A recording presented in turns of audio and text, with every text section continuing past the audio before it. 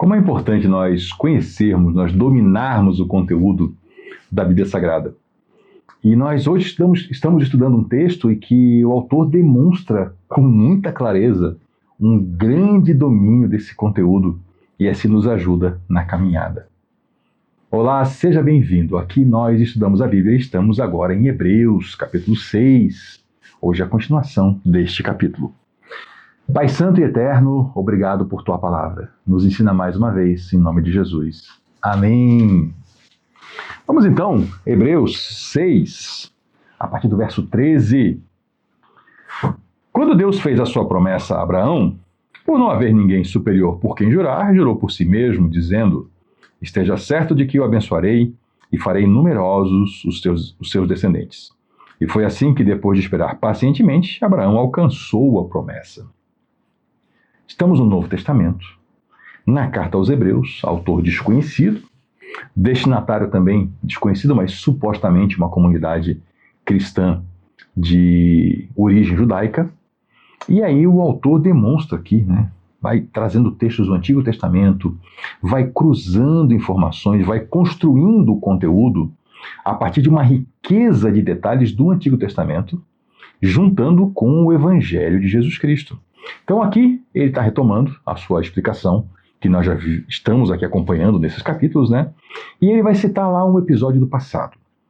Essa história de Abraão está no Gênesis. O Gênesis, diferente do que muita gente pensa, não é um livro sobre a criação do mundo. Gênesis tem 50 capítulos, 2 são sobre a criação do mundo. Os outros 48, eles vão demonstrar a história da criação de uma família, de uma linhagem, que é o povo de Israel. E Abraão é o pai do povo de Israel. Abraão, pai de Isaac, Isaac, pai de Jacó, Jacó é o mesmo Israel, pai dos 12 que formaram as 12 tribos. Então, Abraão é um grande patriarca. E esse Abraão é um ponto fundamental na história da fé. Porque ele era um homem que não nasceu num lar, numa família, ou mesmo numa cultura que adorava ou que conhecia o verdadeiro Deus. Ele crescia numa cultura politeísta. E aí Deus se revelou a ele e chamou Abraão para sair daquele meio em que ele vivia, sua casa, seus parentes, e ir para uma terra em que Deus ainda mostraria para ele. E ele acreditou em Deus. Ele deu um passo para fora sem saber qual era o próximo passo. Deus foi mostrando na caminhada. E Abraão foi chamado amigo de Deus. Esse é um título interessante, Amigo de Deus. Bom, e quando Deus estava ali, nesse diálogo com Abraão, e Abraão respondendo com fé, Deus resolveu entregar promessas a Abraão.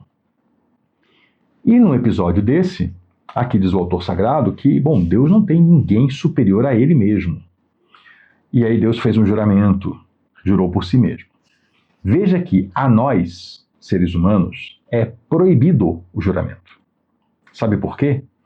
Porque quem jura, humano, está invocando o nome de quem lhe é superior ou o nome de outro para validar sua palavra. Jesus falou que para nós tem que ser assim, o nosso sim é sim e o nosso não é não. Nessa ocasião aqui, Deus invocou o próprio nome para reafirmar a sua palavra a Abraão. E disse: esteja certo de que o abençoarei e farei numerosos os seus descendentes. De fato, são numerosos, incontáveis os descendentes. Porque se hoje nós conseguimos fazer algum censo e contar quem são aqueles que atendem pelo nome de judeu, nós não conseguimos fazer um censo e dizer quem são todos aqueles que lá na sua genética são descendentes de Abraão.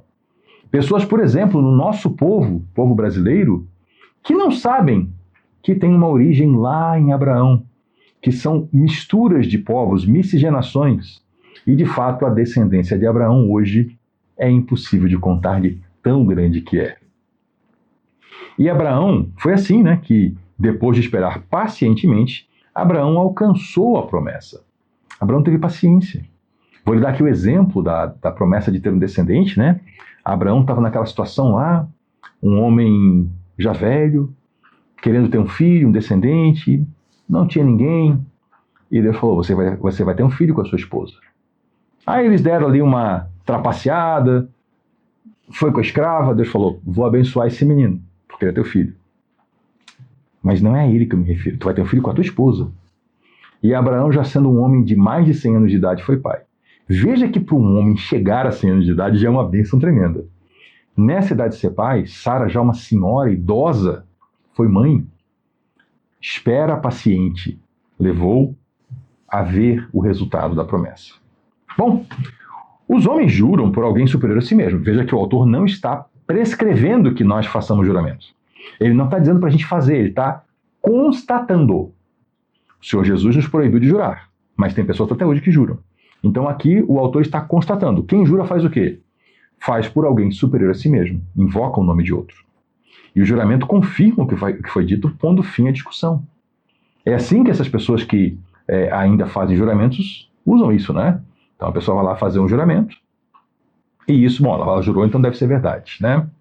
Mas sabemos que muitas vezes não é, né? Porque quem mente, mente com o próprio nome, mente com o nome da vozinha, mente com o nome de Deus, por aí vai. Querendo mostrar de forma bem clara a natureza imutável, quer dizer, que não muda, a natureza imutável do seu propósito para com os herdeiros da promessa, que a promessa foi para Abraão, mas tem os herdeiros da promessa. Deus o confirmou com juramento, para que por meio de duas coisas imutáveis, nas quais é impossível que Deus minta, sejamos firmemente encorajados, nós, que nos refugiamos nele, para tomar posse da esperança a nós proposta. Você já viu que o autor de Hebreus tem frases longas, né? E eu sempre vou lhe ajudar a pegar os pedacinhos da frase e entender. Então vamos lá, vamos pegar essa frase aqui. Deus queria mostrar de forma muito clara que o propósito dele, com relação às pessoas que iriam herdar a promessa de Abraão, Deus queria demonstrar de forma muito clara que esse propósito dele não ia mudar. E aí ele fez isso usando um juramento. Então o juramento que Deus fez foi uma forma de deixar muito claro que ele ia manter a promessa para os herdeiros de Abraão. Porque Abraão recebeu a promessa, depois morreu, e vieram gerações, e promessas feitas a Abraão, teve promessa feita a Abraão que foi cumprida mais de 1000 anos depois, com a vinda de Cristo. Foram muitas promessas, e essas promessas foram mantidas por Deus. Aliás, são mantidas por Deus. E ainda há planos de Deus revelados no Antigo e Novo Testamento para os descendentes de Abraão, ainda há planos que não se cumpriram. Mas voltando para o texto. E Deus fez isso usando duas coisas imutáveis. Quais são essas duas coisas? Bom, a promessa em si e o juramento. Por quê? Porque Deus não mente. Porque Deus não volta atrás. Deus promete uma coisa, depois ele não muda de ideia. Então Deus usou duas coisas imutáveis, a promessa e o juramento por si mesmo.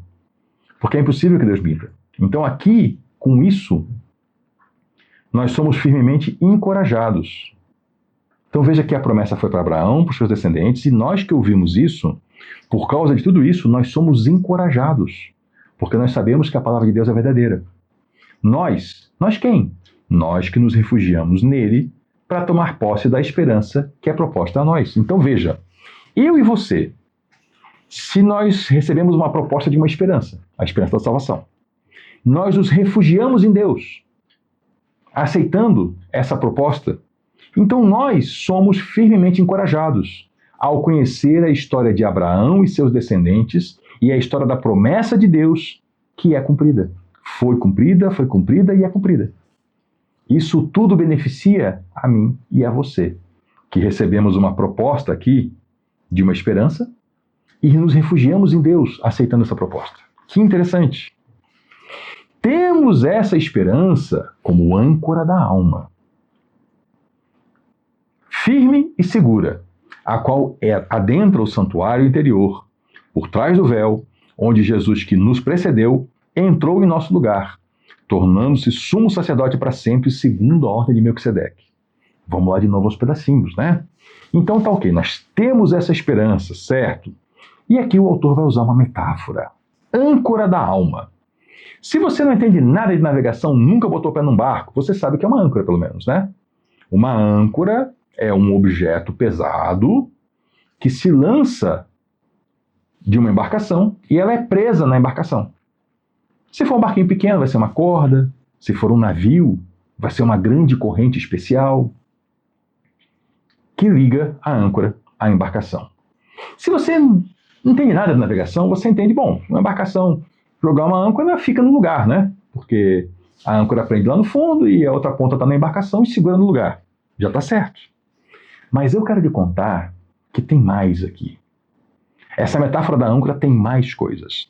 Inclusive aqui é um ponto em que alguns estudiosos do texto veem aqui a possibilidade de o autor sagrado ser Lucas. Porque Lucas, em Atos, ele foi muito específico em termos náuticos. Ele usou termos náuticos realmente de um navegador experiente. E a âncora, ela tem algo mais interessante. Se você falar com alguém que for um navegador experiente, essa pessoa vai lhe contar que a âncora não serve só para manter um navio parado no mesmo lugar. Ela serve para um navio se movimentar com segurança. Sabia disso? Existe isso. Às vezes o navio está numa situação onde ele precisa chegar num lugar, ele está numa área rasa, com pouca velocidade, aí tem uma corrente, tem um vento, e ele quer passar num lugar de maneira bem precisa. Sabe o que os navegadores experientes fazem? Eles lançam uma âncora, só que eles não lançam toda a, vamos chamar assim, né, de corrente, não tem um nome técnico mais correto, mas eles não lançam toda a corrente para a âncora trancar no fundo. Eu vou usar esse termo para facilitar. Eles soltam um pouco, para a âncora só arrastar no fundo. E sabe o que acontece com um navio que está saindo da sua rota, sendo levado pelo vento, pela corrente? Quando esse navio tem uma âncora arrastando no fundo, ele estabiliza o seu rumo. E ele atende aos comandos do navegador. Então, se a nossa esperança ela é uma âncora da alma, não só ela nos mantém no local certo, nos firma onde precisamos estar, como quando nós navegamos pelas tormentas da vida, onde vento e corrente querem nos tirar do rumo, a âncora firme nos ajuda a manter o nosso rumo, a manter a direção correta, mesmo navegando, mesmo em movimento. Nós conseguimos controlar a direção que nós andamos e não sermos arrastados para fora do caminho. Veja que essa nossa esperança, a esperança da salvação, das promessas de Deus, o conhecimento das coisas santas, serve como algo que nos dá estabilidade em tempos difíceis. Tanto nos segura no lugar certo, quando nós precisando nos movimentar, que a gente tem que se movimentar pela vida, né? Um dia vem após o outro, essa esperança nos mantém direitinho no rumo certo, que é o rumo da cruz. Veja como aqui na metáfora da âncora tinha algo mais. Talvez por isso tenha essa possibilidade de Lucas ser o autor. Mas a gente não sabe quem é o autor. Vamos seguindo. É uma âncora firme e segura. E aí agora ele muda a metáfora. E ele fala que essa esperança, ela entra no santuário interior, por trás do véu. Vou lhe explicar. No templo, lá em Jerusalém, quando existia o templo, tinha uma muralha mais exterior, que um pedacinho dela hoje é aquele Muro das Lamentações, tá? Ele não era uma parede do templo, ele era o Muro das Lamentações, ele fazia parte da muralha que cercava toda aquela área. Seria como se fosse um bairro onde estava o templo dentro, tá? E naquela área, inclusive, pessoas que não eram judeus poderiam entrar, que era o famoso pátio dos gentios. Gentio é o não judeu. Aí lá dentro, aí sim tinha o templo, que só podia entrar quem fosse do povo de Israel. E aí tinha os pátios, né? Um dentro do outro, uma área dentro da outra, uma construção dentro da outra. E a construção mais interior, a salinha mais interior, que tinha só, não tinha porta, né? Tinha só uma cortina, um véu fechando, era o local do Santo dos Santos. Era onde o principal dos sacerdotes só entrava uma vez por ano para lá fazer os rituais, né, diante de Deus, da presença de Deus, e aquele local simbolizava ali, então, que lá dentro Deus estava. Aqui, na figura de linguagem que o autor de Hebreus faz, ele diz que Jesus, aliás, a nossa esperança, né, ela adentra lá nesse santuário mais interior. Então, a nossa esperança nos leva lá para dentro do santuário, onde Jesus já foi na frente, nos precedeu, ele já entrou primeiro com a gente. Lembra que antes o autor falou que Jesus é nosso sumo sacerdote que adentrou os céus?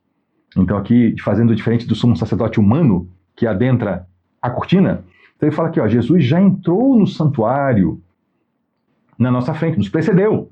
Ele entrou em nosso lugar e tornou-se sumo sacerdote para sempre.